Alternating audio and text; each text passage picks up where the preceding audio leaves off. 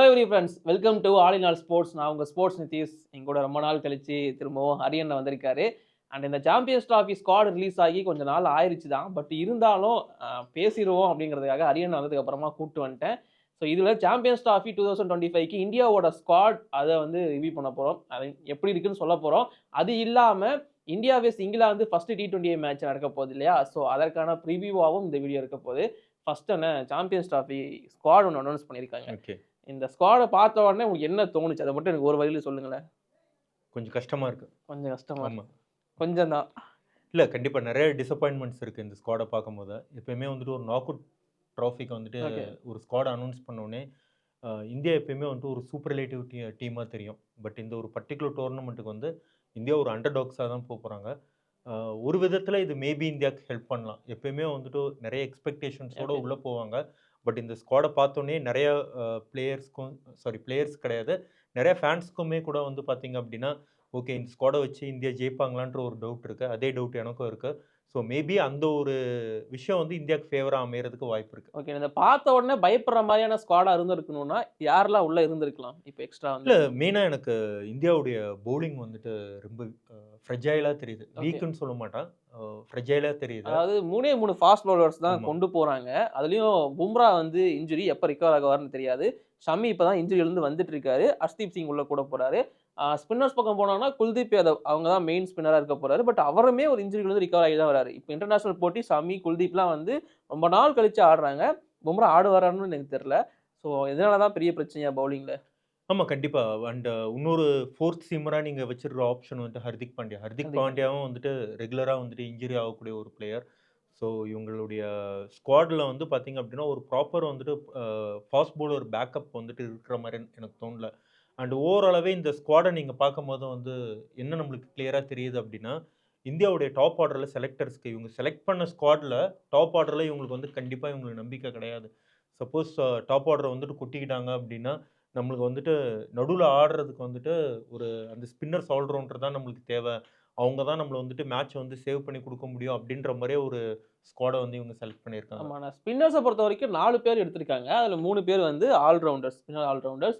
எத்தன பேர் இதுல யூஸ் பண்ண போறாங்கன்னு. ஏன்னா, பவுலர்ஸ் வந்து ஃபாஸ்ட் பவுலர்ஸ் 3 பேர் தான் இருக்காங்க. ஸ்பின்னர்ஸ் 4 பேரு. இந்த காம்பினேஷன் எப்படி அவங்க செட் பண்ண போறாங்க? இல்ல அதாவது இப்ப டீம் காம்பினேஷனே வந்து நம்ம கண்டிஷன்ஸ் வந்து ரொம்ப முக்கியம். நம்மளோட ஒரு டீம் காம்பினேஷன் நம்ம எடுத்து பார்க்கும்போது கண்டிஷன்ஸ் ரொம்ப முக்கியம். இந்த பர்ட்டிகுலர் கண்டிஷன்ஸ்க்கு என்னால வந்துட்டு ஒரு 3 ஸ்பின்னர்ஸ் வந்துட்டு கட்டாயம் ஆட வச்சே ஆகணும் அப்டின்ற மாரி இவங்க ஸ்குவாட் எடுத்து வச்சிருக்காங்க. பட் என்ன பொறுத்தவரைக்கும் ஹர்திக் பாண்டியாவோட சேர்த்து 4 ஃபாஸ்ட் பவுலர் இருந்தா நல்லாருக்கும். 2 ஸ்பின்னர்ஸ் நல்லாருக்கும்ன்றது என்னுடைய ஒப்பீனியன். ரீசன் எதனால அப்டின்றத சொன்னீங்க அப்டின்னா, கண்டிப்பா வந்துட்டு டியூ ஃபேக்டர் இருக்கும். ஓகே. நீங்க ஆடக்கூடிய கண்டிஷன்ஸ்ல டியூ ஃபேக்டர் இருக்கும். நீங்க ஃபர்ஸ்ட்டு நீங்க டாஸ் ஜெயிச்சு பவுலிங் போட்டா ஓரளவுக்கு எஸ்கேப் ஆகலாம். அதே வந்துட்டு நீங்க டே நைட் என்கவுண்டர்ல வந்துட்டு நீங்க செகண்ட் நீங்க பவுலிங் போட போறீங்க அப்டின்னா, கண்டிப்பா டியூ ஃபேக்டர்ல நம்மளுடைய ஸ்பின்னர்ஸ் வந்துட்டு அங்க எப்படி அ அடாப்ட் பண்ணுவாங்க அப்டின்றதுக்கு வந்துட்டு ஒரு மிகப்பெரிய சேலஞ்ச் தான் இது. ஓகேண்ணா. இப்போ நம்ம பவுலிங்க மேக்ஸிமம் பேசிட்டோம். ஓகே. பேட்டிங்குள்ள வந்தோம் அப்டின்னா, ஓப்பனிங் வந்து ரோஹித் சர்மா, சுப்மன் கில். 2 பேரும் பெருசா ஃபார்ம் கிடையாது. அதைத் தொடர்ந்து விராட் கோலி. அவரும் ஃபார்ம்ல இல்ல இப்போ. ஸ்ரேயஸ் ஐயர் டொமஸ்டிக் ஃபார்ம் நல்லா இருக்கு. அவர் உள்ள ஆட வந்திருக்காரு. இது இல்லாம ராகுல் விக்கெட் கீப்பர் கம் பேட்ஸ்மேன் ஆட போறாரா? இல்ல ரிஷப் பண்ட்ட உள்ள கொண்டு வர போறாங்களா? இந்த ஒரு கேள்வியுமே மிடில் ஆர்டர்ல இருக்கு. ஸ்ரேயஸ் ஐயர், ராகுல், ரிஷப் பண்ட் இந்த 3 பேர்ல யாரு ஆட வாய்ப்பு இருக்கு? அண்ட் டாப் ஆர்டர்ல ஜெய்ஸ்வால் ஆட வாய்ப்பு இருக்கா? இல்ல இந்தியா வந்துட்டு நம்ம ஓவர் தி இயர்ஸா நம்ம நெறைய வாட்டி நம்ம பார்த்துருக்கோம். அ எப்பயுமே வந்து பார்த்தீங்கன்னா, அந்த ஸ்டார் வேல்யூக்கு தான் வந்துட்டு பெரிய மதிப்பு முக்கியத்துவம். குடுக்குறாங்கன்றத தவிர, கரண்ட் ஃபார்ம்ல இருக்கிற பிளேயர்ஸ வந்துட்டு அவங்களுடைய ஃபார்ம யூட்டிலைஸ் பண்ணணும் அப்டின்றத வந்து யோசிக்க மாட்றாங்க. நான் டெஃபினட்டா நெனச்சேன் கருண் நாயர் வந்துட்டு டீம்ல எடுப்பாங்க அப்டின்னு நான் கருண் நெனச்சேன். நாயர், மயங்க் ஆமா. அகர்வால்லாம் வந்து ஹையஸ்ட் ஸ்கோரர்ஸ் விஜயசாயிவ பொறுத்தவரைக்கும். எனக்கு இந்த கேள்வியுமே இருக்குண்ணே. என்ன அப்டின்னா, இப்போ ரோஹித், விராட்லாம் வந்து ஃபார்ம்ல கிடையாது. போய் டொமஸ்டிக் ஆடுங்க அப்டின்னு சொல்லி அவங்க கிட்ட சொல்றாங்க. ஆனா டொமஸ்டிக்ல நல்லா ஆடுற பிளேயர்ஸ்க்கு வாய்ப்பு தர மாட்றாங்க. இது எங்கன்னு தெரியல. இது எப்படி போய் முடிய போதுன்னு. இல்ல இப்ப திங்கிங் வந்து என்னவா இருக்கும் அப்டின்னா, லாங்கர் ஃபார்மேட் ஆஃப் தி டோர்னமெண்ட்ல தான் வந்துட்டு விராட் கோலியோ சரி, ஆனா ரோஹித் சர்மாவும் சரி நல்லா விளையாடல அப்டின்ற ஒரு இது இருந்துச்சுனாலும், ஒயிட் பால் கிரிக்கெட் பொறுத்தவரைக்கும் ரோஹித் சர்மாவும் வந்துட்டு லாஸ்ட்டா அந்த ஸ்ரீலங்கன் டோர்னமெண்ட்ல அவர் நல்லா தான் பெர்ஃபார்ம் பண்ணாரு. ஆமா. மத்த என்டையர் பேட்டிங் ஸ்குவாட வந்து சொதப்பும்போது, ரோஹித் சர்மா ஒரு நல்ல ஒரு ஸ்டார்ட் வந்து குடுத்திருந்தாரு. அண்ட் தென் வந்து பார்த்தீங்கன்னா, விராட் கோலியும் வந்து பார்த்தீங்கன்னா, அந்த ஒரு பர்ட்டிகுலர் சீரிஸ்ல மட்டும் தான் சரியா விளையாடல. மத்தபடி அவருடைய ஒயிட் பால் ஃபார்ம் வந்துட்டு நல்லா தான் இருக்கு அப்படின்னு நம்ம ஓடிஐ சொல்லலாம். கிரிக்கெட்ட பொறுத்தவரைக்கும் ஆமா. விராட் அண்ட் ரோஹித் வந்து லெஜண்ட்ஸ் தான். முக்கியமா ரோஹித் வந்து ஓடிஐல வந்து துவம்சம் பண்ண காத்திருக்காரு. பட் இங்க இதெல்லாம் விட ஒரு பெரிய கேள்விக்குறி எங்க நிக்குது அப்டின்னா, சுப்மன் கில்லுக்கு எதுக்கு வைஸ் கேப்டன்சி? ஹர்திக் பாண்டியா போயிருக்கலாம். இல்ல பும்ரா கூட குடுத்துருக்கலாம். கில்ல திரும்பவும் வைஸ் கேப்டன்சி கொண்டு வந்தது எதுக்குன்னு? இல்ல கிளீனா தெரியுது. இது வந்துட்டு ஒரு லாங்கர் டெர்ம்ல வந்து இவங்க பார்க்குறாங்க அப்படின்றது கிளீனா தெரியுது. அண்ட் ஒன் டே கிரிக்கெட் பொறுத்தவரைக்கும் அ கில்னுடைய ஓவரால் பெர்ஃபார்மன்ஸஸ் வந்துட்டு சோ ஃபார் நல்லா தான் இருந்திருக்கு. ஆவரேஜ் வந்துட்டு ஆல்மோஸ்ட் 50 50 பிளஸ் பிளஸ். ஆவரேஜ் வந்துட்டு வச்சிருக்காரு. ஸோ அத பேஸ் பண்ணி அவங்க இது பண்ணியிருப்பாங்க. அண்ட் மோஸ்ட் ப்ராபப்லி வந்துட்டு ரிஷப் பண்ட்ட வந்துட்டு ஸ்குவாட்லயே வந்துட்டு இன் அண்ட் அவுட் பிளேயரா தான் இப்போ வந்துட்டு ஒன் டே பொறுத்தவரைக்கும் இருக்கும்போது, ரிஷப் பண்ட்டுக்கு வந்து அந்த வைஸ் கேப்டன்சி ரோல் வந்துட்டு குடுக்க முடியாது. அண்ட் ஹர்திக் பாண்டியா திரும்பவும் அதே தான். அந்த இன்ஜுரி ஃபேக்டர் தான் வந்துட்டு ஓகே. ஹர்திக் பாண்டியாக்கு 2 ஃபார்மட்லயும் அவரால வந்துட்டு கரெக்ட்டா அந்த ரோல வந்து ஃபில் பண்ண முடியுமா? ஏன்னா 2020 அண்ட் இது மட்டும் தான் விளையாண்டுட்டு எஸ். இருக்காரு. ஸோ அதனால மேபி வந்துட்டு ஹர்திக் பாண்டியாவ வந்துட்டு அவங்க ஒமிட் பண்ணியிருக்கலாம். இந்த வைஸ் கேப்டன்சில இருந்து. சரி ஓகேண்ணா. நீங்க வந்து அந்த சாம்பியன்ஸ் டிராபி ஸ்குவாட பார்த்த உடனே கொஞ்சம் சுமார் அப்படிங்கிற மாரி சொல்ட்டீங்க. இப்ப இவங்களோட ரிசல்ட் எப்படி இருக்க போகுது? இந்த சாம்பியன்ஸ் டிராஃபில என்ன பண்ண இல்ல போறாங்க இவங்க? இதுதான் நம்மளுடைய ரிசோர்ஸஸ். பட் என்னன்னா, அ இந்த பிளேயர்ஸ் வந்துட்டு டிசர்விங் டூ பிளேயா இல்லையா அப்படின்றத கேட்டோம் அப்படின்னா, டிசர்விங் டூ பிளே தான். எல்லாருமே வந்துட்டு ஒரு நல்ல ஒரு பிளேயர்ஸ் தான் வந்துட்டு ஸ்குவாட்ல இருக்கிறவங்க. பட் இந்த காம்பினேஷன் வந்துட்டு எப்படி இவங்க வந்து ஒர்க் அவுட் பண்ண போறாங்க? அப்படின்றது தான் ஒரு மிகப்பெரிய ஒரு கொஸ்டின் மார்க்கா. இந்தியால வந்து லெஃப்ட் ஹேண்ட் பேட்டர்ஸ் வந்துட்டு டாப் ஆர்டர்ல வந்து ரிஷப் பண்ட்ட உள்ள கொண்டு வரல அப்படின்னா, நம்ம லெஃப்ட் ஹேண்ட் பேட்டர்ஸே கிடையாது. நீங்க ஒரு கேள்வி கேட்டிருந்தீங்க. கேஎல் ராகுல் விளையாட போறாரா? அண்ணா வந்துட்டு பண்ட்டு. பண்ட் விளையாட போறாரா? அப்படின்னு. நீங்க ஆப்போனன்ட் நீங்க யாருக்கு அகைன்ஸ்ட்டா நம்ம விளையாடுறோம் அப்படின்றத நம்ம பார்க்கணும். ஆ ஆப்போனன்ட்ல வந்து மோஸ்ட் ஆஃப் தி டீம்ஸ்ல வந்து பார்த்தீங்கன்னா, என்ன மாரி ஸ்பின்னர்ஸ் அவங்க வந்து விளையாட வைக்க போறாங்க. அப்போ வந்து மிடில் ஓவர் ஆடக்கூடிய இதுல வந்து பார்த்தீங்க அப்படின்னா, உங்களுக்கு வந்துட்டு பால் வந்துட்டு பேட்ஸ்மேனுக்கு உள்ள திரும்ப போதா, இல்லன்னா பேட்ஸ்மேனுக்கு வெளிய திரும்ப போதா அப்படின்றத நீங்க பார்த்தீங்க அப்படின்னா, அதுக்கேத்த மாரி தான் நம்ம வந்துட்டு நம்ம ஸ்குவாட் நம்ம வந்துட்டு பிளேயிங் 11 நம்ம வந்து பிக் பண்ண முடியும். ஓகே. ஸோ நெறைய காம்பினேஷன்ஸ் வந்துட்டு இவங்க வந்து திங்க் பண்ணி பார்க்கணும். அண்ட் ரிஷப் பண்ட்டுக்கு வந்துட்டு ஒரு அந்த எக்ஸ் ஃபேக்டர் இருக்கு. ஒரு ரன் ரேட் வந்துட்டு ரொம்ப டிப்பா இருந்துச்சு அப்டின்னாலும், திடீர்னு அந்த 6 அடிக்கக்கூடிய அந்த எபிலிட்டி அது எல்லாமே வந்துட்டு ரிஷப் பண்ட்டுக்கு இருக்கு. பட் கரண்ட் ஃபார்ம பொறுத்தவரைக்கும் வச்சு மட்டும் அவங்க ஓகே. கால்குலேட் பண்ணாங்க அப்டின்னா, கேஎல் ராகுல் வந்துட்டு ஃபர்ஸ்ட் சாய்ஸ் கீப்பரா இருப்பாரு. அவருடைய பேக்கப்பா தான் ரிஷப் பண்ட் இருப்பாரு. ஓகேண்ணா. இந்தியன் டீம் இப்ப இந்த சாம்பியன்ஸ் டிராஃபில என்ன பண்ண போறாங்க? எங்க முடிப்பாங்கன்னு நெனைக்கிறீங்க? ஃபார்மட்னுடைய காம்பினேஷன் வச்சு நம்ம பார்க்கும்போது, இந்தியாவுக்கு வந்துட்டு வெறும் ஒரே ஒரு டஃப்பர் மேட்ச் தான். அது வந்துட்டு அகைன்ஸ்ட் நியூசிலாந்து. இன்னொரு டீம் வந்து பாகிஸ்தான். ஆமா. பாகிஸ்தானும் வந்துட்டு ஸ்லைட்லி கஷ்டம் தான். பட் கம்பேரிட்டிவ்லி வந்து அ ஃபார்ம் வைஸ் நம்ம பார்க்கும்போது இப்ப இருக்கிற பாகிஸ்தான் ஆமா. வந்து அந்த இப்ப அளவுக்கு இருக்கிற பாகிஸ்தான் வந்துட்டு அந்த அளவுக்கு த்ரெட்னிங் கிடையாது. பட் ஒரே ஒரு அட்வான்டேஜ் பாகிஸ்தானுக்கு என்ன அப்டின்னா, அது வந்துட்டு அவங்களோட செகண்ட் ஹோம் மாரி. ம். விளையாட போற துபாய். கண்டிஷன்ஸ். ஸோ, அதனால வந்துட்டு அவங்களுக்கு அந்த ஒரு ஸ்லைட்டர் அட்வான்டேஜ் இருக்கும். பட் இந்தியா வந்துட்டு லீக் ஸ்டேஜஸ்ல நியூசிலாந்த மட்டும் நம்ம சர்பாஸ் பண்ணிட்டோம் அப்டின்னா, சப்போஸ் நியூசிலாந்து கூட ஒரு மேட்ச் நம்ம உதப்பட்டோம் அப்டின்னா கூட, மத்த பாகிஸ்தான 2 மட்டும் டீம். நம்ம வந்துட்டு சர்பாஸ் பண்ணிட்டோம் அப்டின்னா, நம்ம வந்துட்டு செமி ஃபைனல் நம்மளுக்கு கேரண்டி. செமி ஃபைனல்ல இருந்து நம்மளுக்கு வந்துட்டு கொஞ்சம் கஷ்டம் தான்.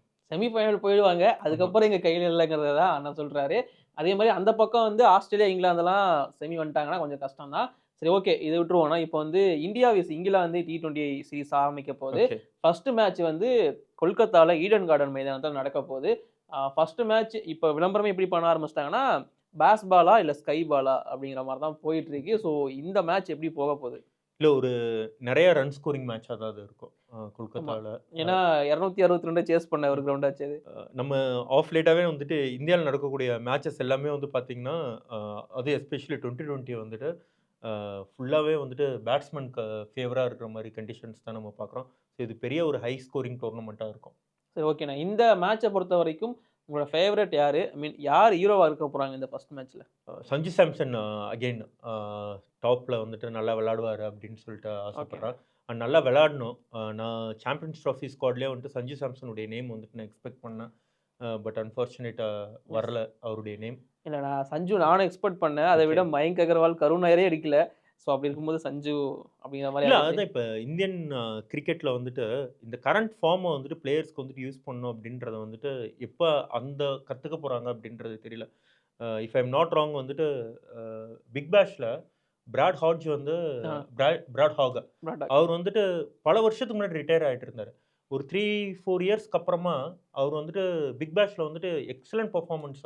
அவர் எடுத்த விக்கெட்ஸ் எல்லாமே வந்துட்டு ரொம்ப குரூஷியலான டைமில் அந்த ஃபார்மை வந்துட்டு இன்டர்நேஷ்னல் சர்க்கியூட்டில் யூஸ் பண்ணணுன்றதுக்காக 2020 வேர்ல்ட் கப்பில் ஃப்ரம் நோவேர் அவரை வந்துட்டு ஸ்குவாடில் எடுத்தாங்க. அவர் எல்லா மேட்சும் விளையாட வச்சாங்க. ஸோ அந்த மாதிரி வந்துட்டு ஒரு எத்திக்ஸ் வந்துட்டு எப்போ இந்தியன் கிரிக்கெட்டுக்கு வரும் அப்படின்றது தெரியல. But Karun Nair deserving to play அப்படின்ற மாதிரி எனக்கு தோணுது. நீங்க சொன்ன மாதிரி ஸ்டார் வேல்யூ இருக்கணும்னு ஆமா, நினைக்கிறேன். ஸ்டார் வேல்யூ இருக்கணும் அப்படின்றத வந்துட்டு நம்ம இங்க ரொம்ப எதிர்பார்க்கிறோம் நம்ம. சரி, ஓகே.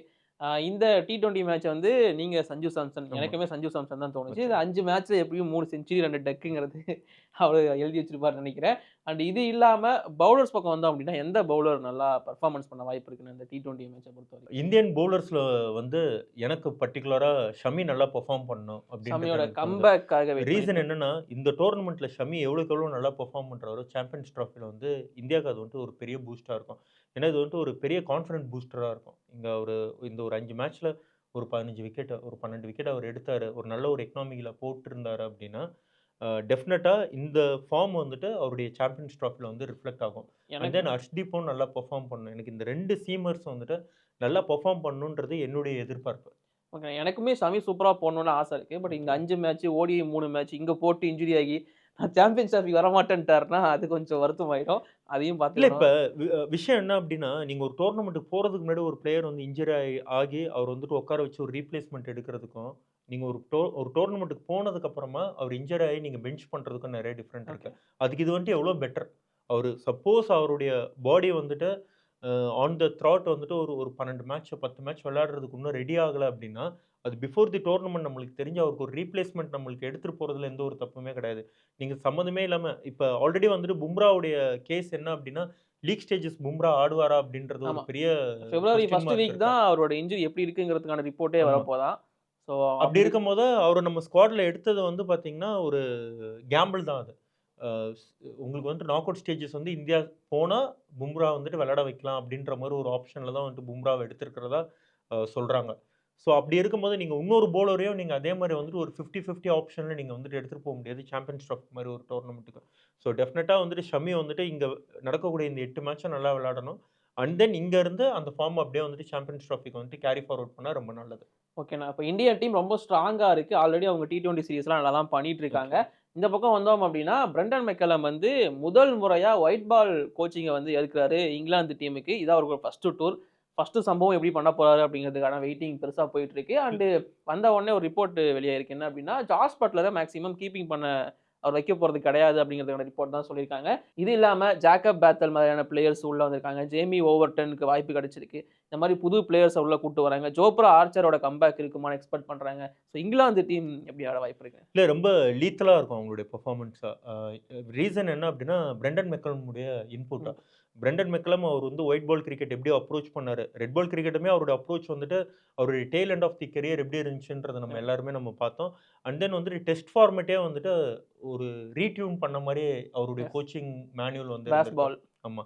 அதே மாரி இங்க 2020லயும் வந்துட்டு அந்த அப்ரோச் அவர் கண்டிப்பா கொண்டு வருவாரு. அண்ட் சேம் திங் அவர் என்ன பண்ணாரு அவருடைய டெயில் எண்ட் ஆஃப் தி கரியர்ல. ஒர்க் லோட வந்து மேனேஜ் பண்றதுக்காக அவர் கீப்பிங் பண்ணல. ஸோ அதே தான் வந்துட்டு ஜாஸ் பட்லருக்கும் அதுதான் வந்துட்டு அவரு அந்த இம்பாக்ட் தான் அவர் வந்து குடுக்குறாரு. ஸோ இது வந்துட்டு ஒரு ரொம்ப எக்ஸைட்டிங்கான ஒரு சீரிஸா இருக்கும். பட் ரொம்ப முக்கியமான சீரிஸா நான் இது வந்துட்டு இந்தியாவுக்கு நான் ஓகே. பார்க்குறேன். எஸ்பெஷலி வந்துட்டு நம்மளுடைய bowler Mohammed Shami and then வந்துட்டு இவரு ஹர்ஷ்தீப் இவங்கலாம் வந்துட்டு எந்த அளவுக்கு வந்துட்டு நல்லா பெர்ஃபார்ம் பண்றாங்க அப்படின்றது ரொம்ப முக்கியம் நமக்கு. சரி, ஓகே. கடைசியா பிரெடிக்ஷன் கேட்டு நான் முடிச்சிடுறேன். ஓகே. இந்தியா வெஸ் இங்கிலாந்து யாரு வின் பண்ணுவாங்க இந்த ஃபர்ஸ்ட் T20 பொறுத்தவரைக்கும்? நான் ஓவராலா நான் சொல்றேன், இந்த டோர்னமெண்ட் வந்துட்டு இந்தியா வந்துட்டு 3-2 அப்படின்ட்டு ஜெயிக்கும் இந்த அப்படின்றத நான் சீரிஸ். எக்ஸ்பெக்ட் அப்ப பண்றேன். இந்த மேட்ச்னா ஆமா. கொல்கத்தா. இந்த ஃபர்ஸ்ட் மேட்ச் வந்து 50-50 தான். ஏன்னா அது வந்துட்டு ஒரு ஃபிளாட் டெக். ஆமா. அதுல வந்து அடிச்சா ஆமா, 200 தான். ஆமா. அப்படிதான்.